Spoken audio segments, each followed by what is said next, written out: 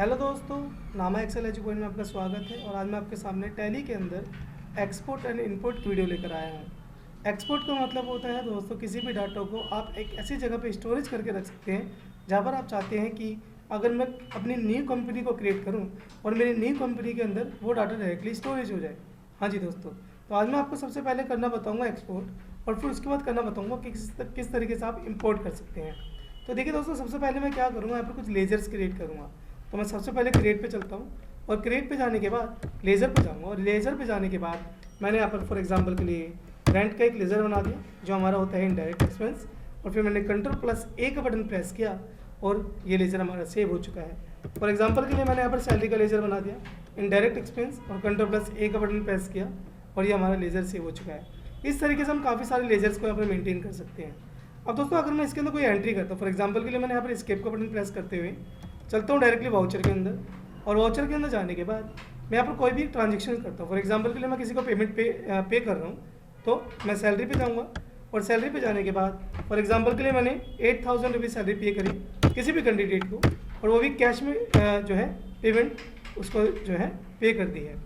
Enter press किया, enter press किया, enter press किया और एंटर बटन प्रेस कर दिया। तो दोस्तों, ये एंट्री हमारी सेव हो चुकी है। अगर मान लीजिए फॉर एग्जांपल के लिए कि मुझे रेंट पे करना हो, तो फिर मैं रेंट के लेज़र पे जाऊँगा। और फॉर एग्जांपल कि हमारा कोई एक रूम है, उसको मैं रेंट पे कर रहा हूँ 6,000 रुपीज़, वो भी कैश में पे कर रहा हूँ। और मैंने यहाँ पर जाके Ctrl+A का बटन प्रेस किया। Ctrl+A से दोस्तों हमारी जो ट्रांजेक्शन होती है वो सेव हो जाती है।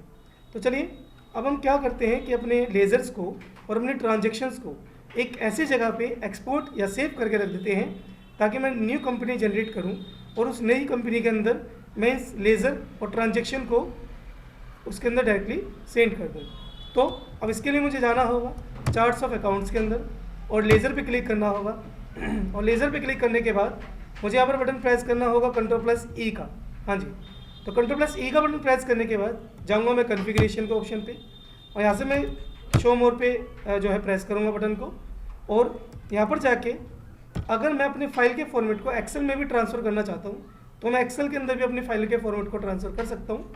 मैं जैसे यहाँ पर एंटर बटन प्रेस करूँगा तो देखिए हमारे पास यहाँ पर काफ़ी सारे फीचर्स, काफ़ी सारे ऑप्शंस ओपन होते हैं कि एक्सेल में डायरेक्टली लेकर जानी है फाइल को या फिर एक्सएमएल में। तो दोस्तों, अभी मैं एक्सएमएल पे लेकर जाना चाहता हूँ फाइल को, और मैं यहाँ पर फाइल नेम पे जाके एंटर बटन प्रेस करता हूँ और अपने लेज़र्स के या फाइल के नेम को कुछ भी एक नाम दे देता हूँ। फॉर एग्जाम्पल के लिए मैंने नाम दे दिया नामा 1 2 3।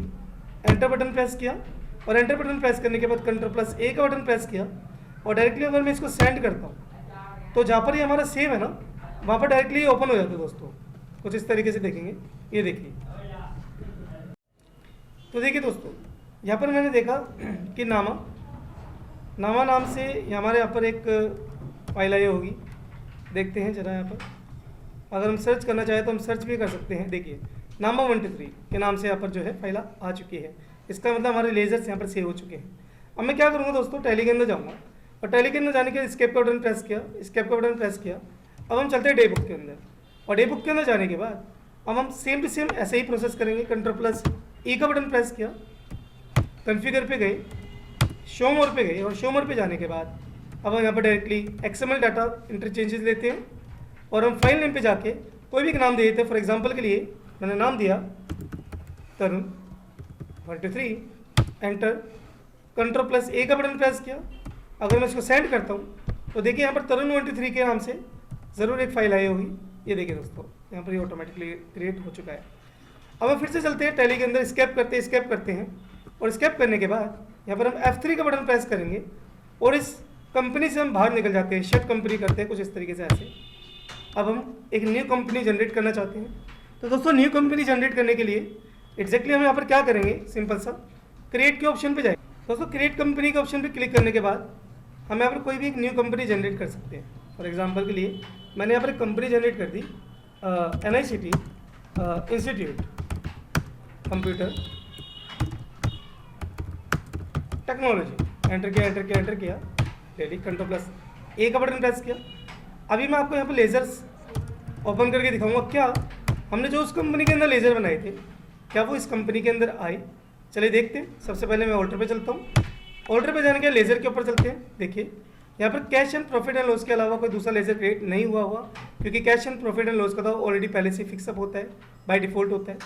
तो हम चाहते हैं कि एक बार हम डे बुक के अंदर जाके भी एंट्री देख लेते हैं, क्या वो एंट्री आई? नहीं दोस्तों, यहाँ पर एंट्री नहीं आई। तो हम क्या करते हैं, सिंपल से एस्केप का बटन प्रेस करेंगे। अब हम यहाँ पर एक उस कंपनी के डाटा को या लेज़र को या फिर किसी भी ट्रांजेक्शन या एंट्री को हम अपनी इस न्यू कंपनी के अंदर ट्रांसफ़र करना चाहते हैं। तो किस तरीके से करेंगे, चलिए वही देखते हैं। हमने यहाँ पर दोस्तों ओ का बटन प्रेस किया इंपोर्ट करने के लिए, ओ का बटन प्रेस किया, मास्टर के अंदर चलते हैं और मास्टर के अंदर जाने के बाद हमने जो सबसे पहले बनाया था वो क्या बनाया था, हमने बनाया था नामा 1 2 3 करके, जिसके अंदर हमारे लेज़र सेव थे। एंटर करते हैं, मॉडिफाई विद न्यू डाटा पे जाएंगे। ये देखिए ऑटोमेटिकली जो डाटा जो लेज़र थे वो इंपोर्ट हो चुके हैं। ऑल्टर पे चलते हैं, लेज़र पे चलते हैं, देखिए ऑटोमेटिकली रेंट एंड सैलरी का लेज़र क्रिएट हो चुका है।